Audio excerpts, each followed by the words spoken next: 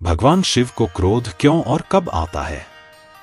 भगवान शिव को भोलेनाथ कहा जाता है, सरल, शांत और करुणामय। लेकिन जब सीमा पार होती है तो वही भोलेनाथ बन जाते हैं रौद्र, त्रिनेत्रधारी महाकाल।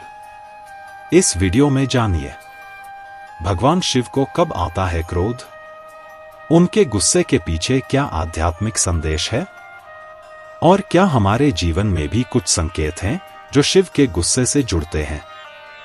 देखिए ये गूढ़ रहस्य और पौराणिक कहानियां जो बताएंगी शिव के क्रोध की असली वजह। भगवान शिव, जिन्हें कोई भोलेनाथ कहता है तो कोई रुद्र, एक ओर वह समाधि में लीन योगी हैं, तो दूसरी ओर वही जब क्रोधित होते हैं तो संहारक बन जाते हैं।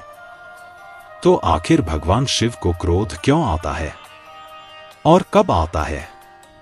शिव का स्वभाव क्षमाशील है, वो जल्दी प्रसन्न हो जाते हैं, लेकिन उनका क्रोध अत्यंत दुर्लभ और भयंकर होता है, क्योंकि उनका गुस्सा आता है अन्याय पर, अहंकार पर और अधर्म पर।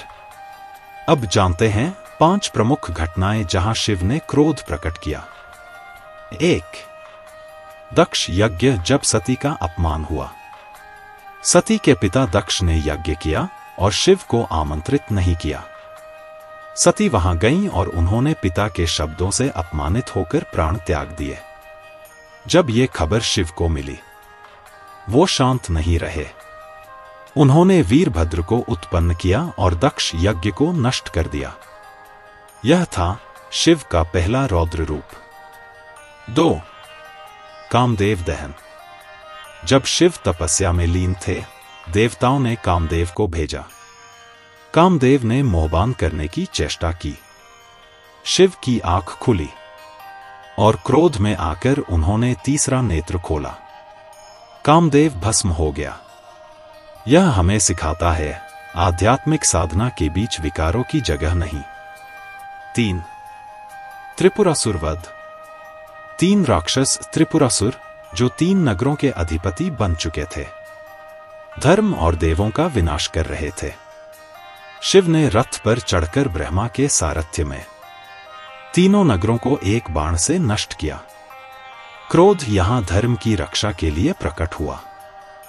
4. अंधकासुर का वध। अंधक राक्षस, जिसने पार्वती माता को पाने का प्रयास किया। शिव ने उसे चेताया, लेकिन जब उसने मर्यादा तोड़ी, तब शिव ने युद्ध में उसे मार गिराया। यह हमें सिखाता है स्त्री का अपमान सहन नहीं। 5. जब गणेश जी का सिर काटा। पार्वती जी के कहने पर गणेश जी दरवाजे की रक्षा कर रहे थे। शिव ने उन्हें नहीं पहचाना और क्रोध में उनका सिर काट दिया।